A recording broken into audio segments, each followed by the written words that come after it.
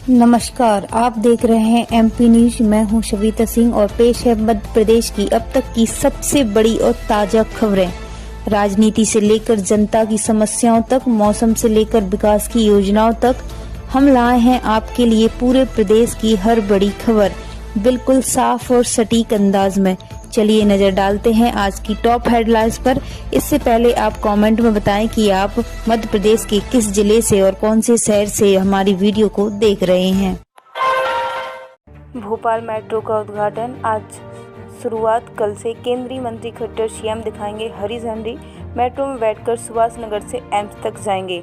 भोपाल वासियों के लिए इंतजार की घड़ियां खत्म हो गई हैं। आज से राजधानी मेट्रो सिटी कहलाएगी। आधिकारिक घोषणा के करीब 7 साल बाद आज भोपाल में मेट्रो दौड़ेगी। शाम को केंद्रीय मंत्री मनोहर लाल खट्टर और सीएम डॉक्टर मोहन यादव हरी झंडी दिखाकर इसका उद्घाटन करेंगे। मेट्रो में सुभाष नगर से एम्स तक 6.22 किलोमीटर का सफर भी करेंगे। आईएएस मीट का मुख्यमंत्री डॉक्टर मोहन यादव ने किया शुभारंभ। बोले, आईएएस तो चेहरे देखकर समझ जाते हैं कि सामने वाले को कैसे चलाना है। सीएम बोले, निवेश आएगा तो नौकरी मिलेगी, तरक्की बढ़ेगी। मुंबई में वर्ल्ड हिंदू इकोनॉमिक फोरम में शामिल हुए डॉक्टर मोहन यादव। मुख्यमंत्री डॉक्टर मोहन यादव ने स्पष्ट किया है कि मजबूत अर्थनीति केवल आंकड़ों की बात नहीं होती, बल्कि आम आदमी की नौकरी, आय और जीवन स्तर से सीधा जुड़ाव रखती है। निवेश बढ़ेगा तो उद्योग लगेंगे तो युवाओं को रोजगार मिलेगा और यही विकास का असली चक्र है। मुख्यमंत्री यह बात मुंबई में आयोजित world Hindu economic forum conference 2025 में कही। उज्जैन में कल होगा 1.5 लाख सामूहिक हनुमान चालीसा पाठ। रामधुन के साथ आयोजन 1008 हनुमान ध्वजों की महाआरती, सीएम और धीरेन्द्र शास्त्री के शामिल होने की संभावना।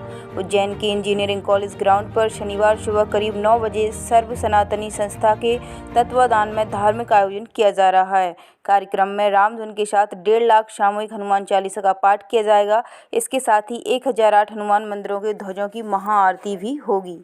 सरकार ने हाई कोर्ट में रखा अपना पक्ष। कोर्ट ने कहा, प्रमोशन में आरक्षण केस का जल्द निराकरण करेंगे।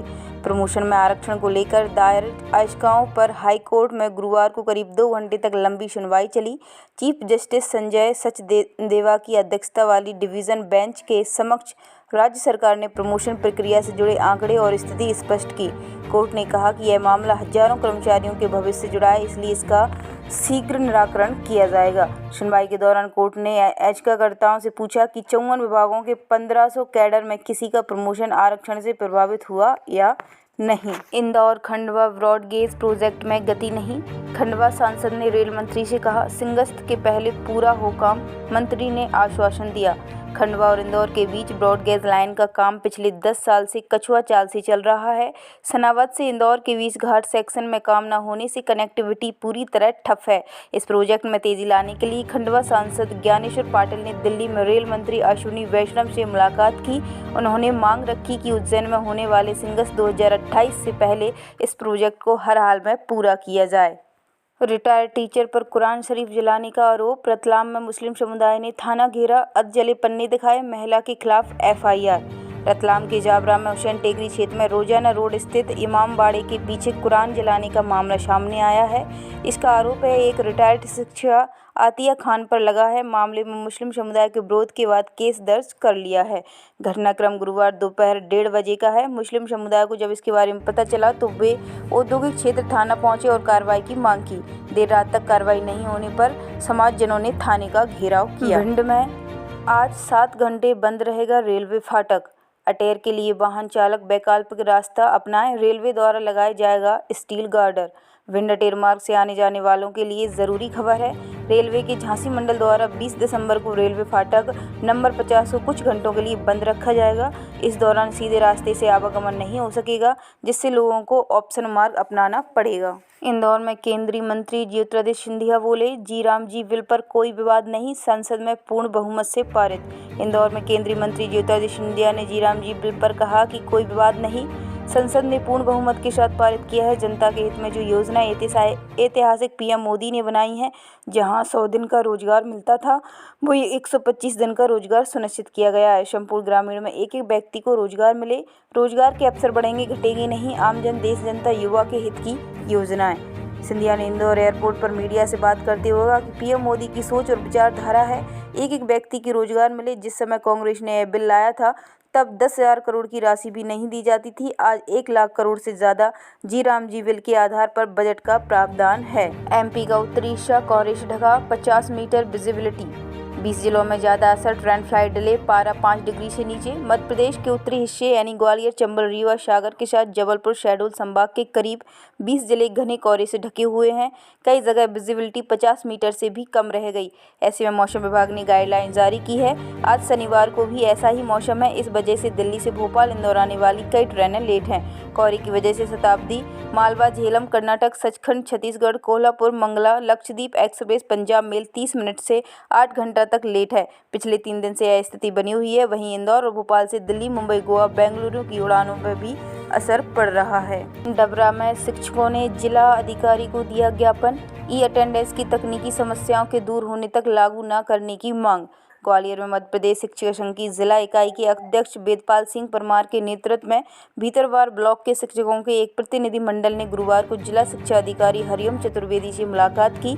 प्रतिनिधि मंडल ने शिक्षक वर्ग की जिला और ब्लॉक स्तर पर लंबित समस्याओं के समाधान के लिए एक मांग पत्र सौंपा।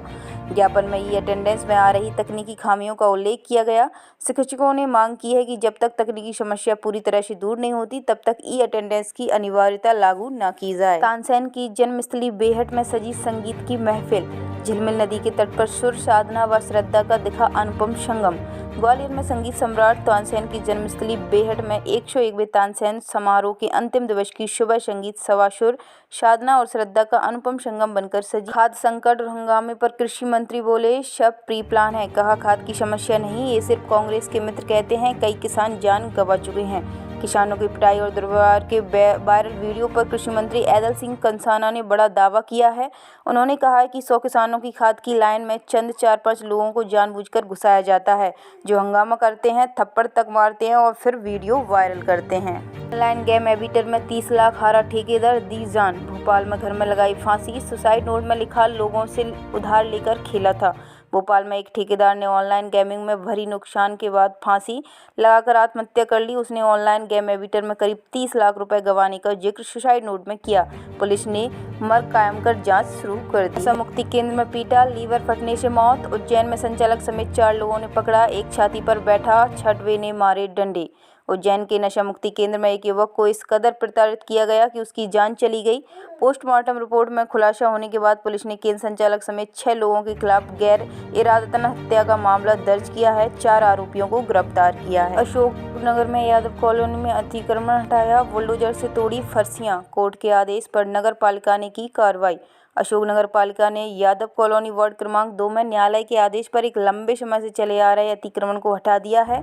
बाईपास रोड स्थित इस गली में अतिक्रमण के कारण आम लोगों को आवागमन में परेशानी हो रही थी। प्रदेश पश्चिम क्षेत्र विद्युत वितरण कंपनी में 4009 पदों पर भर्ती, आवेदन कल से शुरू, बिना इंटरव्यू के सिलेक्शन।